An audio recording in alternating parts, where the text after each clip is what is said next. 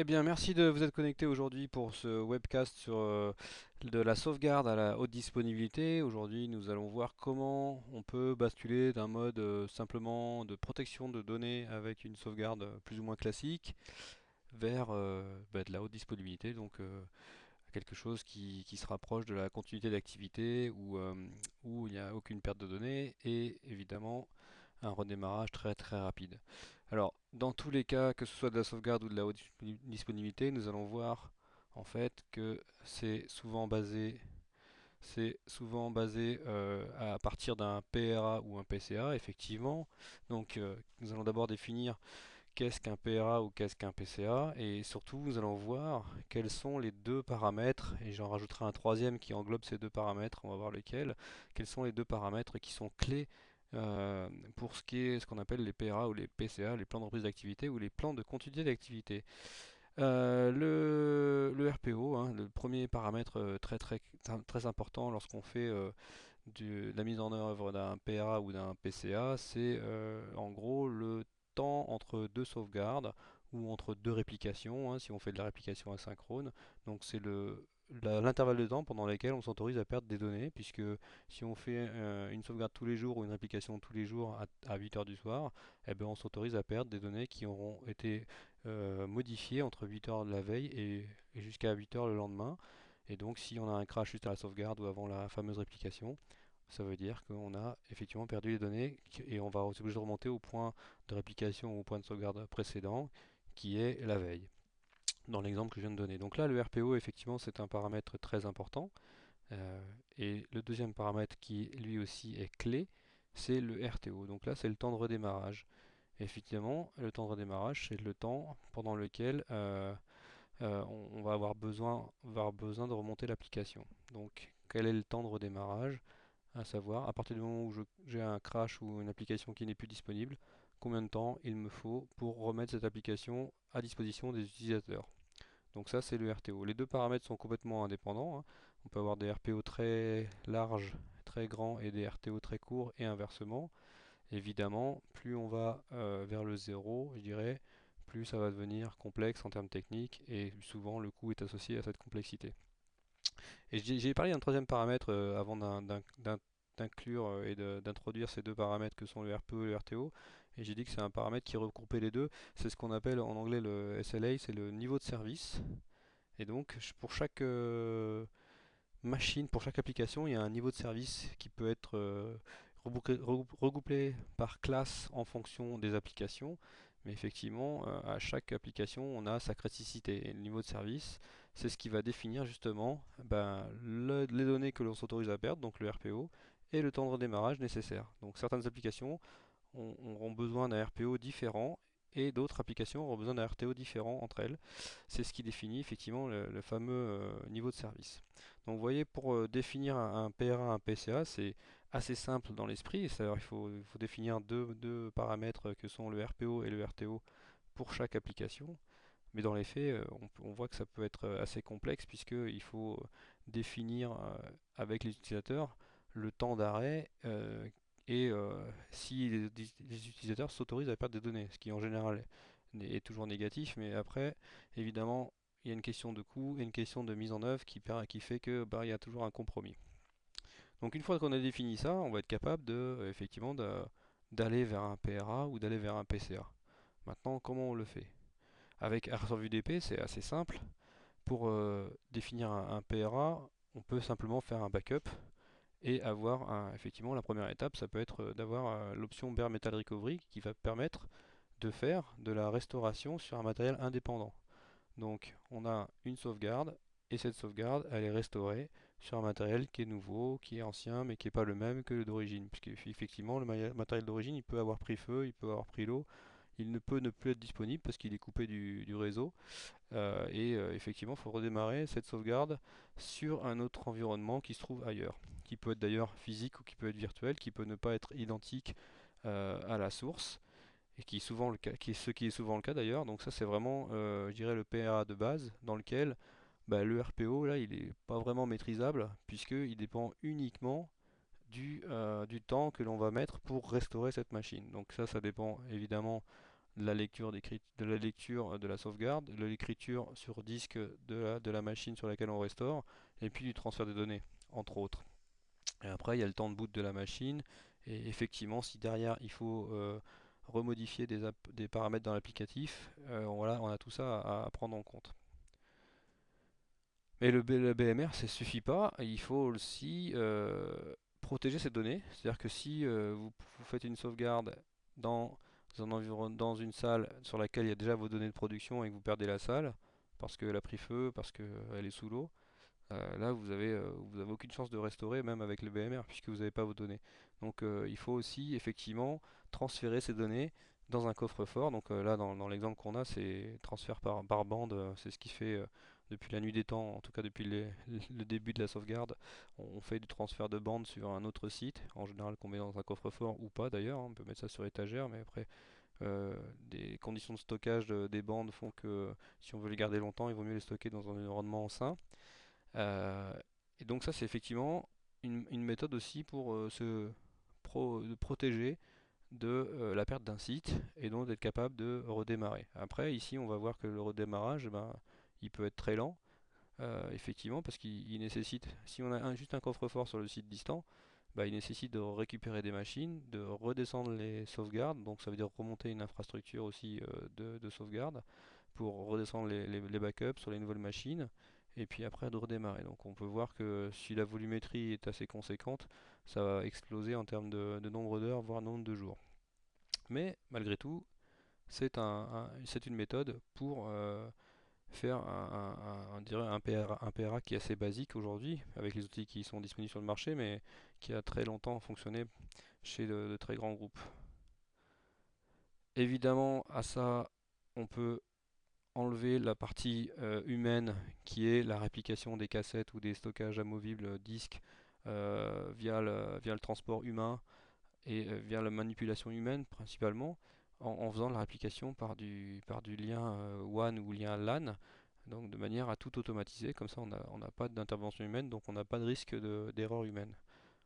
C'est pas que l'humain est facteur de risque, facteur d'erreur plutôt, mais il est facteur de risque, parce qu'effectivement il peut ne pas être disponible parce que pour maladie, pour congé ou je ne sais quoi, parce qu'il a oublié, parce qu'il est sur un incident beaucoup plus important, et ce qui fait que ça peut mettre à risque le, le PRA qui est basé sur ces sauvegardes-là. Donc en fait, effectivement, le fait de pouvoir automatiser la réplication des backups, là j'entends bien la réplication des backups d'un site à un autre via le réseau WAN, euh, n'intègre pas de facteurs externes. Après, effectivement, on a toujours des facteurs que sont la taille du lien, que sont la stabilité du lien, etc.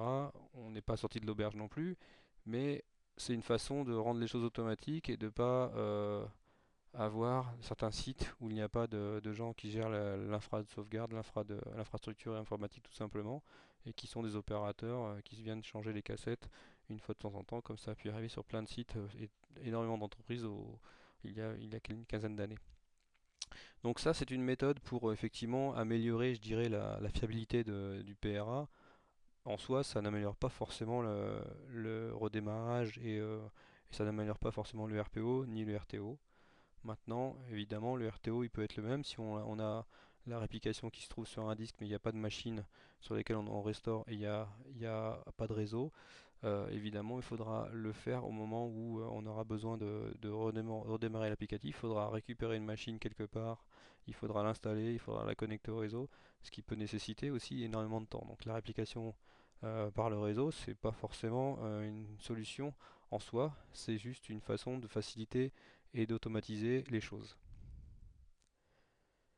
Évidemment, on peut le faire vers un cloud. Si le site distant, c'est pas un site privé, mais c'est un cloud, on sait le faire avec RSAVDP, hein. C'est juste pour indiquer que ce soit un site privé ou un cloud public, peut-être qu'un cloud privé d'ailleurs, on sait faire également pour la réplication via le WAN. Alors, on a dit que le backup était une des bases du PRA. Effectivement, donc dans le backup, il y a la notion, et dans l'application asynchrone d'ailleurs, dans l'application oui, asynchrone, c'est-à-dire qui a donné un certain temps, on a vu que le RPO pouvait poser, enfin c'était la définition du RPO qui nous permettait de définir la quantité de données que l'on peut perdre. Donc si on veut aller vers le zéro avec de la sauvegarde, ça va être compliqué puisque il va me falloir quand même le temps de faire la sauvegarde avant de recommencer la nouvelle sauvegarde. Donc j'ai quand même une fenêtre pendant laquelle je ne peux pas faire deux sauvegardes concurrentes puisque j'ai pas fini la première. Malgré tout, je peux essayer de réduire ce RPO de manière la plus basse possible en, en utilisant ce qu'on appelle la sauvegarde incrémentale. Effectivement, au préalable, auparavant, il y avait des jeux de sauvegarde complète et des jeux de sauvegarde incrémentale. Et bien là, on peut faire que de la sauvegarde incrémentale, ce qui fait que notre fenêtre de sauvegarde, elle correspond à la taille d'une incrémentale. Si en plus je rajoute la déduplication à la source, comme ce qui prend du temps en général, alors c'est pas le cas pour 100% des infrastructures, mais on va dire dans 90% des cas, ce qui prend du temps en général, c'est l'écriture des sauvegardes sur disque, donc le transfert par le réseau et l'écriture sur disque au final. Si on fait de la déduplication à la source, comme on a des blocs qui ne sont pas transmis, donc qui ne sont pas écrits, on va d'autant plus accélérer ce process. Maintenant, c'est une façon d'améliorer le RPO, mais on ne peut pas, avec ce process-là, le supprimer. Donc on est toujours dans le cadre d'un PRA, on n'est toujours pas dans le PCA, puisqu'on n'a pas la possibilité de supprimer une certaine période pour éviter justement de perdre des données. Donc il faut bien prendre conscience qu'à partir du moment où on fait de la sauvegarde, on ne peut faire que du PRA, puisqu'on ne peut pas aller vers la continuité d'activité. Je dirais, si on est toujours dans le contexte du PRA, on a évidemment amélioré le RPO, on est au RPO le minimum.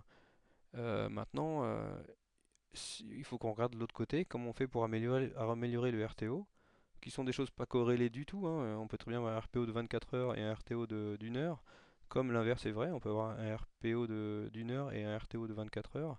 Tout dépend de la criticité des applications et des entreprises. Mais bon, dans le cadre d'un PCA, on va vouloir réduire ce paramètre-là également. En réduisant le RPO, on va aussi vouloir réduire le RTO pour aller vers le zéro. Hein. Donc si on veut réduire le RTO, comment on peut s'y prendre? Bah, avec RServe UDP, vous avez une solution, une fonctionnalité qui s'appelle Virtual Standby, qui permet de convertir les sauvegardes en machine virtuelle. Comment ça fonctionne?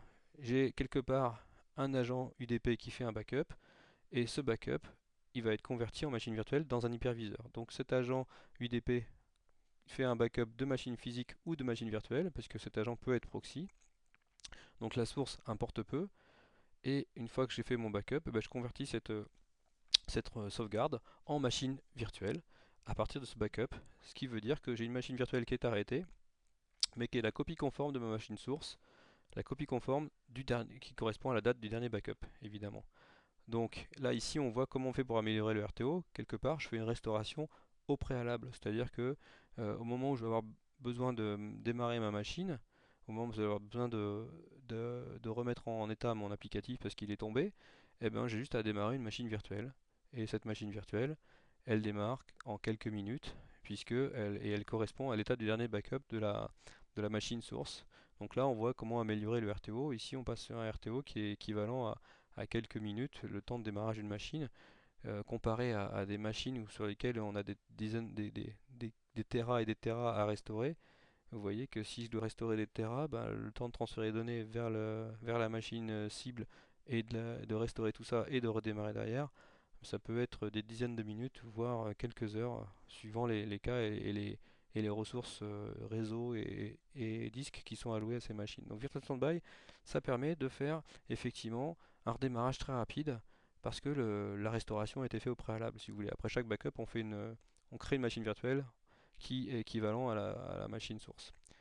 Maintenant, Virtual Standby, ça demande malgré tout un hyperviseur et du stockage associé. Et ce stockage, bah, c'est vraiment le but d'un PRA. La vie est faite de choix, comme on dit, mais c'est vraiment le but d'un PRA. Mais ce stockage, eh ben, il est immobilisé pour le PRA. Il n'est pas utilisé par autre chose, puisque les machines virtuelles sont éteintes dessus et sont prêtes à démarrer. Donc pour pallier à ce genre de choix, on va dire, qui peuvent être coûteux pour certaines entreprises, on a l'autre pendant de Virtual Standby qui s'appelle Instant VM, qui lui ne fait pas de restauration au préalable, et en fait il ne fait pas du tout de restauration, il va simplement démarrer une machine virtuelle à partir de l'espace disque de sauvegarde.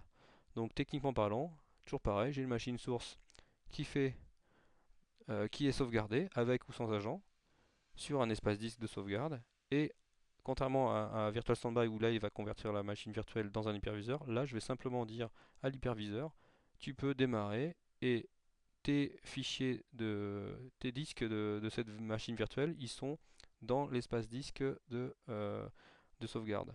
Il n'y a pas de conversion qui est faite ici, c'est juste que on va présenter les blocs à l'hyperviseur qui les demande comme s'il avait accès à ses propres disques lui-même.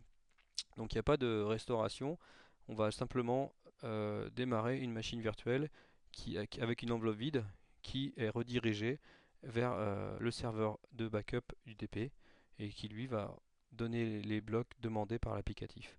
Donc là on est dans une phase aussi rapide en termes de RTO que Virtual Standby puisqu'on a juste le temps de démarrage d'une machine virtuelle. La différence effectivement c'est qu'on n'a pas besoin de provisionner du stockage au préalable, donc ça c'est bien en termes de coût. Par contre en termes de performance, comme on va accéder à un espace disque de sauvegarde et qu'en plus il va falloir désencapsuler quand même les blocs quand ils vont être demandés par l'applicatif, eh bien en termes de performance on est quand même moins performant que la machine virtuelle qui elle est directement hébergée par l'espace disque de stockage de production. Donc on a les deux modes. Après effectivement c'est un compromis, on peut très bien avoir un RTO qui est équivalent d'ailleurs entre Virtual Standby et entre Instant VM, mais on sait que lorsque la machine virtuelle va démarrer par Instant VM, elle sera un peu moins performante, donc on peut se dire que ça c'est deux classes de machines par exemple. Bon, après évidemment c'est en fonction des choix et des applicatifs de chacun, mais c'est une façon de classer. Donc là on a vu à partir d'une sauvegarde ce qu'on était capable de faire pour améliorer le RPO et pour améliorer le RTO. Mais si on veut aller vers de la haute disponibilité et donc vers de la continuité d'activité, comment on fait pour annuler ces deux valeurs? Comment on fait pour tendre le RPO et le RTO vers le zéro, hein? C'est ça le but de la continuité d'activité. Eh bien, avec Airserve UDP, on va être capable d'annuler, de rendre ce RPO, de le ramener à zéro en fait. Donc là, on n'est plus dans le monde de la sauvegarde, on est vraiment dans le monde de la réplication en temps réel, c'est-à-dire que chaque machine qui se trouve sur la gauche sur le site primaire là est répliquée en temps réel sur la droite dans la machine distante, dans un hyperviseur pour le coup, et en fait chaque machine qui se trouve sur le site primaire, que ce soit une machine physique ou une machine virtuelle, a un équivalent en machine virtuelle sur le site distant. Et à chaque fois qu'une application de ces machines écrit sur disque, écrit un bloc sur disque, ce bloc-là est répliqué de l'autre côté et est copié dans le VMDK ou le VHD, hein, donc dans le disque de la machine virtuelle qui correspond à la machine source. Donc on voit ici comment on fait pour avoir un RPO égal à 0. Et ben, tout simplement, à chaque fois que j'ai une écriture sur disque, je le transfère de l'autre côté. Donc il n'y a pas de notion de sauvegarde, il y a vraiment une notion c'est du temps réel, à chaque fois que j'ai une écriture, je la transfère. Donc ici, je n'ai pas d'arrêt, je n'ai pas de RPO. Mon RPO égale à 0. Évidemment, ça dépend quand même du lien WAN et du lien LAN, parce qu'on voit ici que ça peut passer par le WAN. Il faut que le WAN soit quand même suffisamment dimensionné pour que les blocs modifiés puissent passer à la volée au moment voulu. Donc on a quand même des systèmes de buffer entre les deux sites. Si le lien WAN est engorgé ou s'il est coupé, bon, on a un système de buffer qui fait que bah, les blocs qui ont été modifiés ils sont dans un buffer, et dès que le lien WAN revient ou se désengorge, et ben, ils sont copiés, les blocs sont copiés dans la foulée de l'autre côté. Maintenant, si on veut vraiment faire du RPO égal à 0, il va falloir s'assurer que ce lien WAN est suffisamment important pour absorber toutes les modifications à la seconde. Donc ça, c'est une façon d'améliorer le RPO en faisant de la réplication asynchrone. Pardon, la réplication en temps réel, pas asynchrone. Effectivement, on sait aussi protéger cette machine sur le site primaire, et puis on sait protéger le site complet vers un autre site distant. Donc on peut faire ce qu'on appelle une- une- un scénario en cascade, à savoir, c'est vraiment pour des machines très critiques hein, ici, mais ça existe.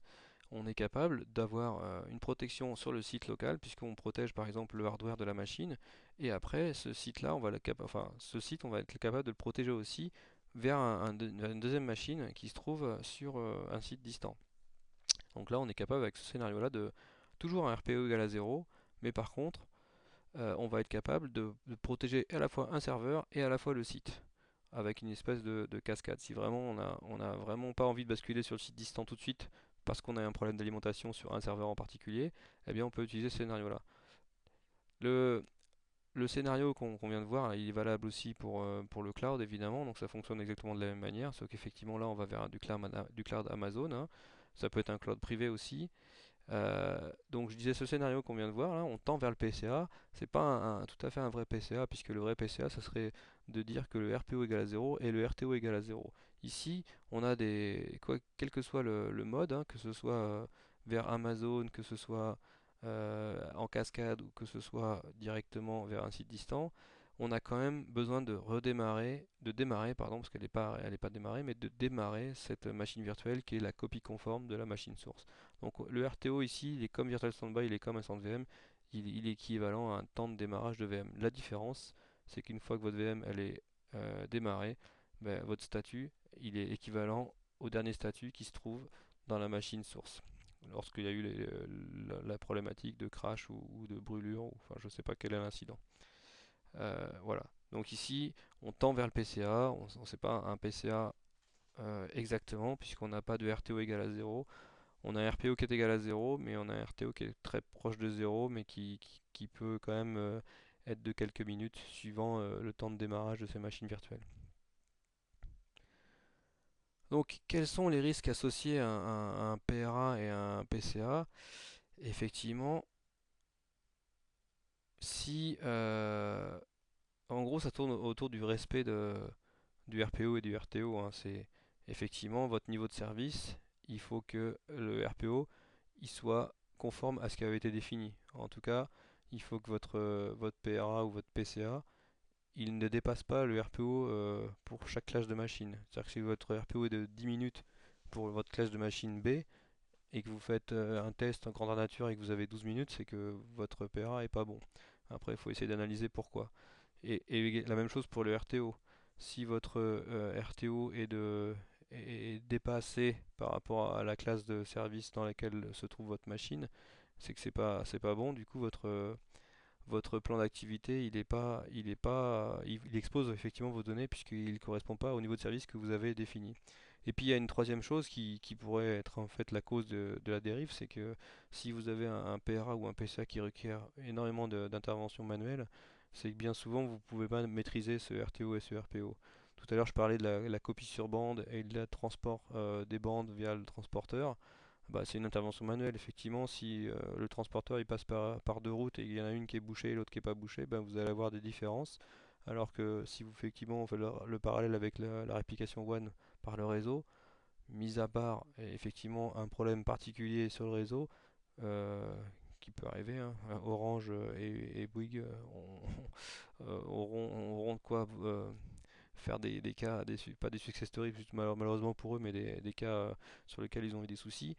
Bon, ça peut arriver, mais globalement, si votre réseau c'est vous qui le maîtrisez, vous dépendez pas d'un tiers. À charge à vous aussi de bien le sizer, mais vous n'êtes pas dépendant d'un bouchon sur la route qui vous appartient pas. Donc effectivement, le RPO et le RTO ici, ils sont maîtrisés parce qu'il n'y a pas d'intervention autre que la vôtre. Et quand je reviens sur ces interventions manuelles, le fait de faire des interventions manuelles, effectivement, ben ça permet enfin ça induit le fait d'avoir des différences entre deux personnes. Vous aurez une action qui n'est pas la même en fonction des personnes. Donc vous ne pouvez pas maîtriser un RPO, un RTO, vous ne pouvez pas avoir un niveau de service si vous avez beaucoup d'interventions manuelles. Alors effectivement, il faut que ce soit significatif, hein. Si effectivement l'intervention, ça se borne à appuyer sur le bouton pour démarrer, tout le monde va appuyer sur le bouton au même moment et ça va prendre autant de temps pour une personne A que pour une personne B. Si l'intervention, c'est de mettre une cassette, d'aller chercher des fichiers, de restaurer au bon endroit, effectivement, entre deux personnes, il y aura forcément des différences. Donc voilà ce qui expose votre entreprise, effectivement, c'est la notion du niveau de service et de respect des niveaux de service. Donc comment on peut faire pour respecter ces niveaux de service? Eh bien, avec la fonctionnalité Archived Recovery dans Arcserve, UDP, on est capable de démarrer ces fameuses machines virtuelles là quand on parle de PCA. En tout cas là dans l'option on a de la réplication synchrone entre les enfin pardon pas synchrone, la réplication en temps réel entre les sites où effectivement on fait de la réplication bloc à bloc. Dès qu'il y a un bloc qui est écrit d'un côté, il est répliqué de l'autre. Eh bien, avec Archived Recovery, on va être capable, tout en laissant la production tourner sur le site primaire, de démarrer les VM sur le site distant et d'aller jusqu'au moment où on ne peut pas aller plus loin, c'est-à-dire basculer la production. Parce que le but du test de Archived Recovery, c'est de tester le maximum de choses sans impacter la production qui restera sur le site primaire. Ça permet pas de tester le PRA ou le PCA de manière complète, ça permet d'aller le plus loin possible, effectivement. Donc là, vous allez pouvoir voir quelles sont les interventions manuelles que vous avez à faire et quelles sont les choses que vous pouvez améliorer dans votre méthodologie de basculement. Et ce test de PRA là, il peut être automatisé effectivement. Asset Recovery est capable de faire ça de manière automatique euh, tous les X temps, donc tous les jours, tous les mois, tous les 6 mois, tous les ans, et vous recevez un rapport en fonction de ce qui s'est passé avec les choses qui se sont passées et les erreurs qui ont été détectées, et donc à charge à vous après de corriger ça. Donc je dirais que c'est pour nous, chez Airsoft, c'est la première étape de test d'un PR. Si cette étape-là se passe bien, ça veut dire qu'il ne vous reste plus qu'à basculer à la production et en gros les utilisateurs du site primaire vers le site distant. Et ça, effectivement, ça nécessite euh, une préparation, mais mis à part le basculement, vous pouvez déjà faire pas mal de choses en amont qui vous permettent de valider que votre infra sur le site distant elle est correcte et que vous avez assez de ressources, puisque vous pouvez tester les applicatifs, que vous arrivez à vous connecter, même si on est dans un bac à sable qui est restreint, qui est confiné. Ça n'empêche pas aux administrateurs de gérer et de simuler des utilisateurs pour faire des connexions aux bases de données ou autres applicatifs. Donc là, c'est une façon effectivement de gérer les niveaux de service et de valider ces niveaux de service, tout simplement. Donc, si on parle de sauvegarde et de plan de continuité d'activité, effectivement, tout à l'heure j'en ai parlé un petit peu, plus on va vers le zéro, donc si on a RPO égal à 0 et un RTO égal à 0, en général c'est une complexité technique un peu plus importante, pour pas dire beaucoup plus importante, et donc c'est un coût en général qui va de pair avec la complexité technique. C'est pour ça que je voulais inclure ce slide là sur les licences au niveau Arcserve UDP. Euh, je dirais que ça a un coût, mais vous pouvez faire un PRA à partir des sauvegardes, notamment avec les tâches de backup, réplication et virtual standby dans la fonction standard. Dans le carré en haut à gauche, vous avez la fonction standard. Euh, et bien ça c'est compris dans le package de base qui s'appelle standard également. Vous pouvez faire de la sauvegarde, vous pouvez répliquer ces sauvegardes sur un site distant et vous pouvez créer des machines virtuelles grâce à la fonctionnalité Virtual Standby avec ce package de base. Si vous souhaitez utiliser un stand VM plutôt que Virtual Standby, il faudra passer au package avancé. Vous voyez en plein milieu de 1, 2, 3, 4, 5, la cinquième ligne, un stand VM est compris dans le package avancé, qui est le deuxième package Arcserve UDP. Ensuite, si on veut faire de la continuité d'activité, à savoir du RPO égal à 0, là il faudra effectivement aller vers le dernier package qui s'appelle Premium Plus, qui est la quatrième colonne en fait ici. Vous voyez là où disponibilité en bas, la dernière ligne, est compris uniquement dans Premium Plus. Donc plus on va vers le RPO égal à 0, je dirais, et le RTO qui est effectivement proche de 0, bah, plus on va effectivement aller vers des licences qui sont malgré tout plus coûteuses que les licences de base. Mais avec Airsoft UDP, une licence de base, ça permet quand même de faire du PRA à moindre coût, grâce à Virtual Standby entre autres. Donc voilà, je voulais vous remercier pour nous avoir suivis.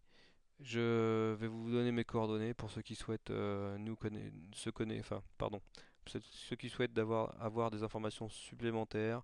N'hésitez pas à m'envoyer un email, je me ferai un plaisir de vous répondre et puis de vous envoyer éventuellement la présentation si vous le souhaitez. Voilà, je vous remercie beaucoup de nous avoir suivis et puis je vous souhaite une bonne fin de journée. Merci à vous.